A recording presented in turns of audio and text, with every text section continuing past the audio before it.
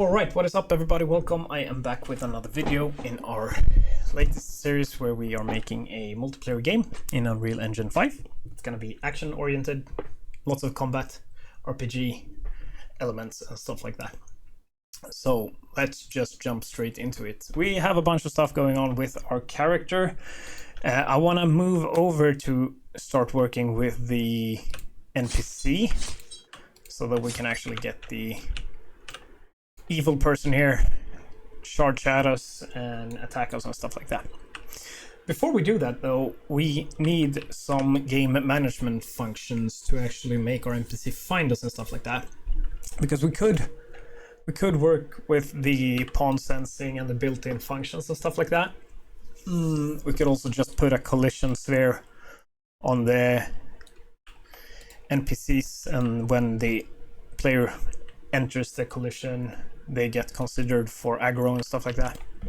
That feels less performant. I haven't done extensive tests, but I tend to avoid huge collisions that go everywhere to detect stuff. It doesn't feel like a performant way, but don't take my word for it. This is just the way I prefer to do stuff. So we're gonna base a lot of the NPC stuff on a timer instead, but we need some general information about what's going on in the game first to know that the player's connected and stuff like that. So if you haven't already, I'm not sure if I did this just now when I tried recording or if it's was there before, but right click, blueprint class, and we're gonna go for game state base, this one. And the game state is basically exactly as it sounds, the state of the game right now. It replicates to clients and stuff, so it replicates to everybody, so it's a very good place to store information about what's going on in the game. So in the game state, we, for instance, want to have we want to keep track of all of the players and stuff like that.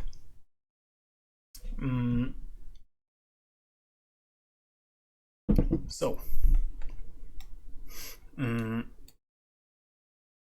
let's do that. So in the game state, we want a array, or we want a all player characters. That seems like information we want to access from everywhere in the future as well. So we'll make an array of characters.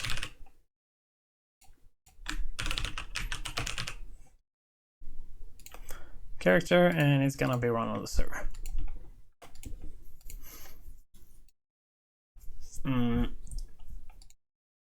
Right. So we will make this NPC search for, in that array, this NPC will check like which enemy is closest and stuff like that, and try to move to that location. But for that to work, we actually need to have stuff in that array. So for now, this is not how we're gonna do it in the end. But for now, a master player will add itself there.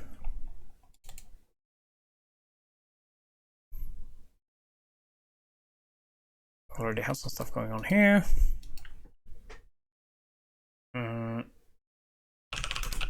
Get game state, and we need to add ourselves, so we want a blueprint interface called BPI GS. Should just rename all of this master. Don't need to call it KDF just because I'm just gonna call this master.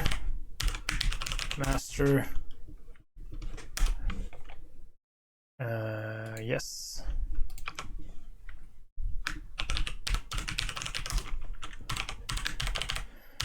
In case we want children in the future, but for now we're just gonna work in the base classes.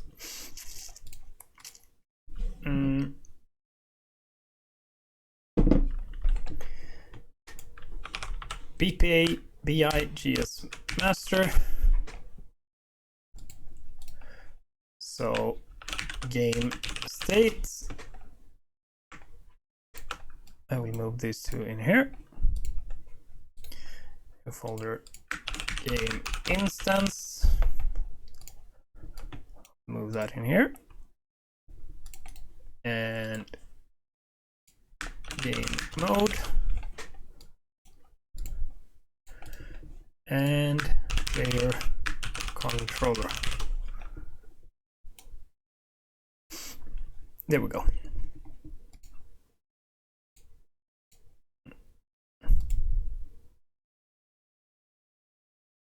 That can be there. So in this, we want add player character, and it's gonna be a character.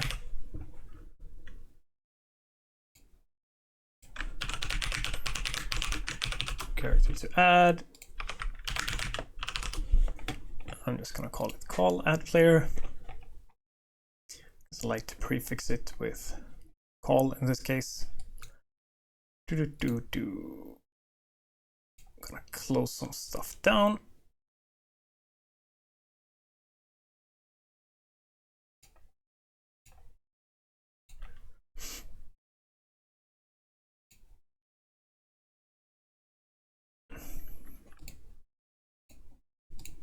There we go. And we're gonna do call add player character. Self. There we go. And this is a replicated variable, right? So we need to make sure this is added on the server. It's on begin play. So begin play is triggering on all of the clients and all of the server. So we just want to make sure we're not adding ourselves 3 times here. It should be corrected, and it should just be added on the server. Actually, it should probably be like this. Switch has authority. It's replicated. So begin play triggers on the server as well. So if we have authority, so if it is the server, we're going to add ourselves to the game state, so we don't get added once for every begin play call. Let's just make sure that works. I'm gonna do F key. This is just for testing.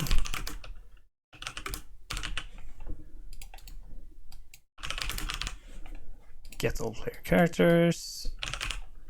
Get a copy.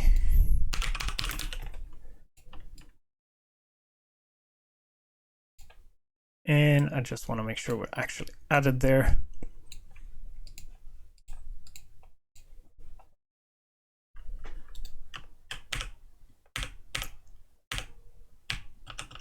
And we are not. And that is because in here, I actually need to implement the event as well and the interface. So in the GS master, we're gonna do API GS master, add it to implemented interfaces. We're gonna do events, call, player character. So that is the actual event or interface call. Add unique.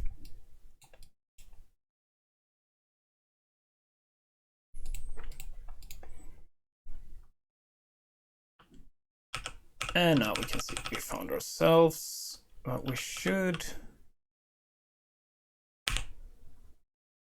Okay, add unique is the wrong one because it's, so we just want to do add.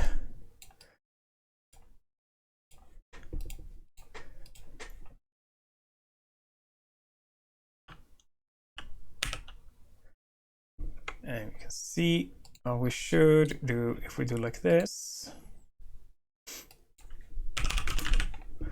for each loop, because we have 2 players, so we want to make sure that both of them are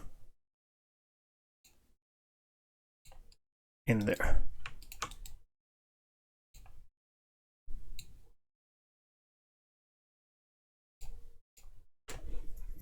because we're playing with 2 players now, right? And you can see both of the players got added, so that's perfect.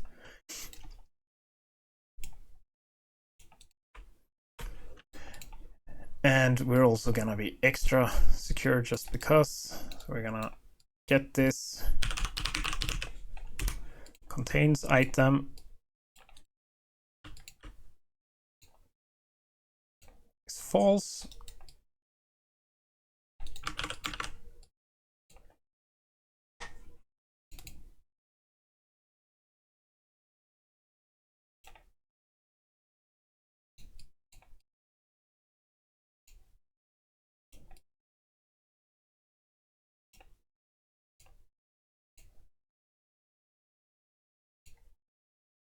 Let's do like this.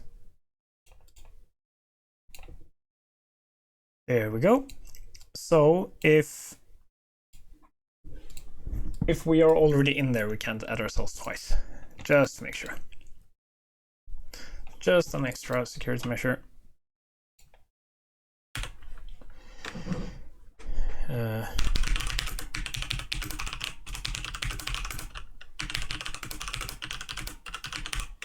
Player character adds itself to all player.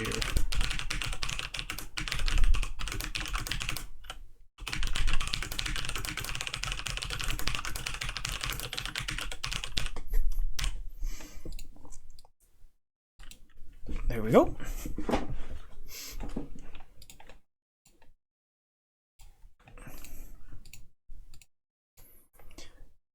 And now we can use this array to determine like where we are and stuff like that. So in our master NPC,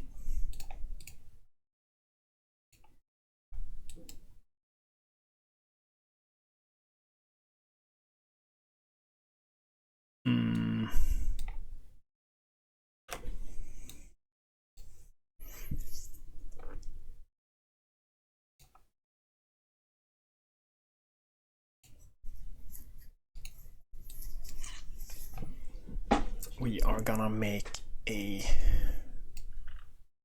new graph called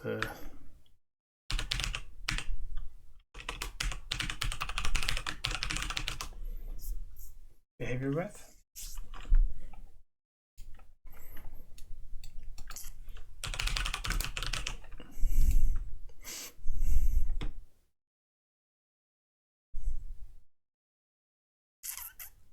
Gonna make a function.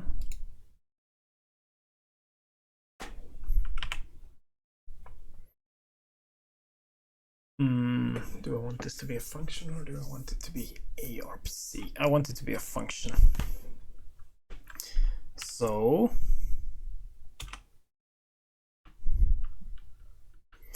utility tick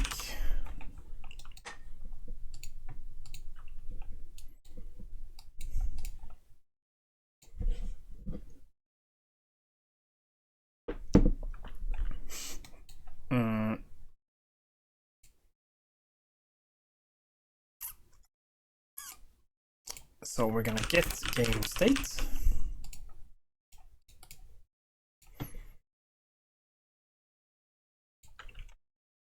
And we, in this BPI game state, also want to make a function get all player characters. This is somewhat built in.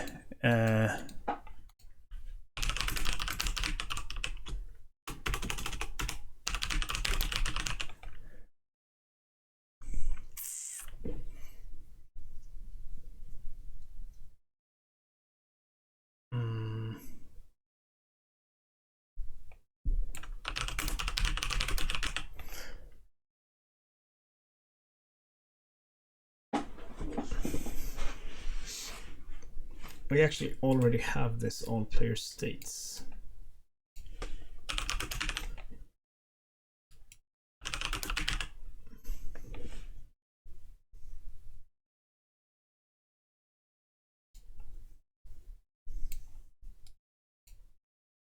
And I think this actually could just be used.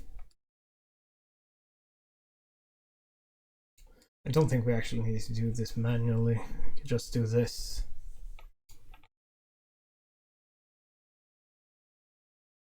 Let's try with the built-in functions first and see how well that works. So game state already contains an array of all the player states. So this is all the clients and listen servers that are connected. And this is like Unreal Engine default stuff. So I think we can just do this and we can get the pawn. And you see, return the pawn controlled by the state. So this is basically, what you see here is basically what I tried to make myself. And it makes no sense to make it myself if it's already in there.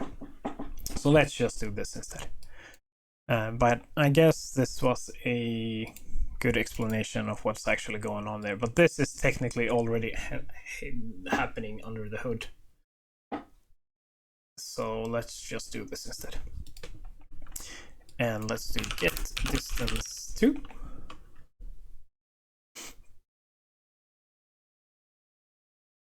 And other actor like so.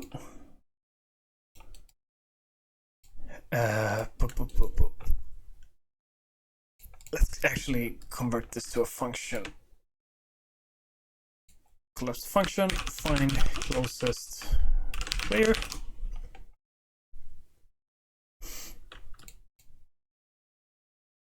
We're gonna create a local variable here called closest distance. It's gonna be a float.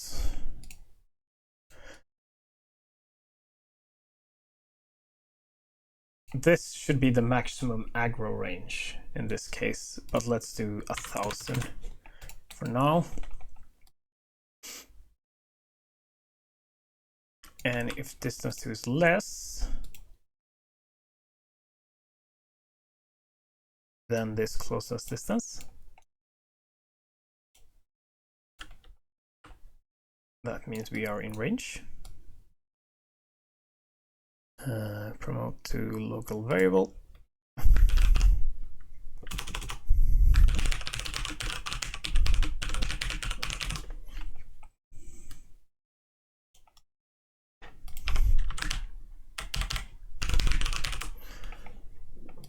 If it's less, we are gonna set the current closest player to this one. It's just a local variable for now. And we're also gonna set the closest distance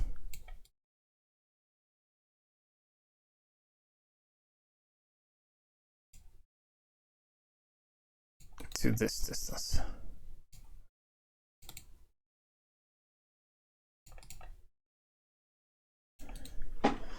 And if there's several people in the array, that means that if the first one is within range, we're gonna set a new distance variable, right? And for the next loop, we will compare to this. And if the next player in the array is closer than this previous one, it's gonna set the new player to be even closer. We're gonna do another variable.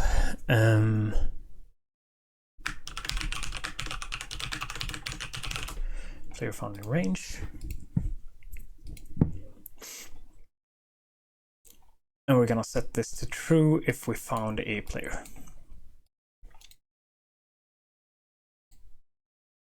Then we're gonna do a return node.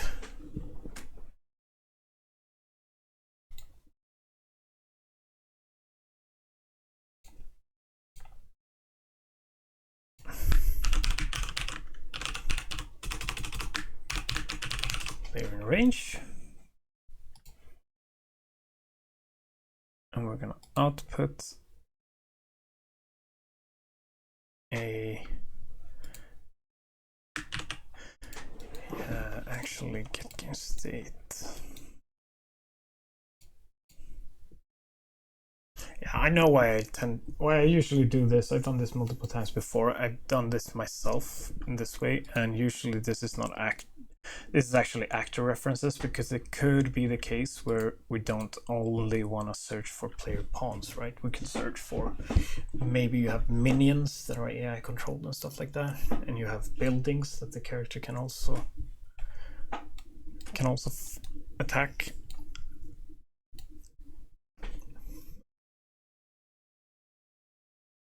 So there could be multiple reasons why you would want to do it like this.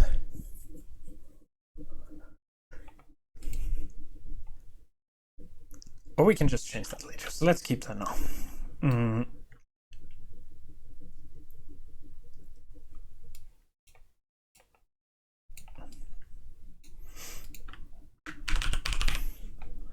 But let's change this to an actor.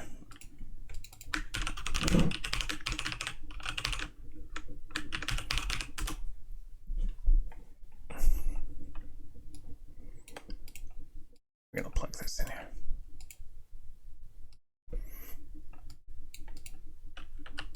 So if a player is in range,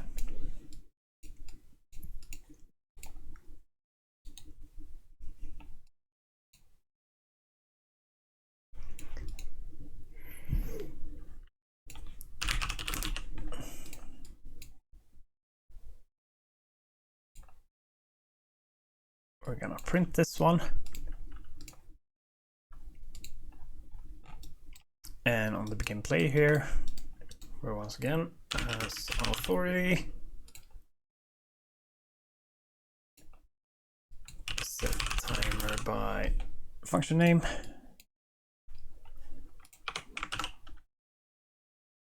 It's gonna be our utility tick, and every 0.5 seconds we're gonna loop this to search for the closest player. And this is just basic math, so this is super performant for now. This is definitely way more performant than doing it with a collision, at least. But let's just see what happens.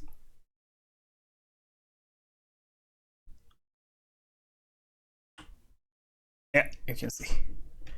So now we are both out of range, right? So there we go. And if I take this one and go closer, it's gonna find the first one. I'm just thinking, is this... Yeah, I think this is fine.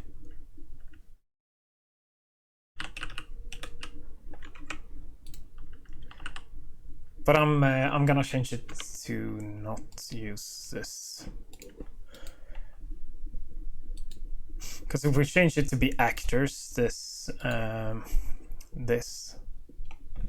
no, we definitely want all player characters.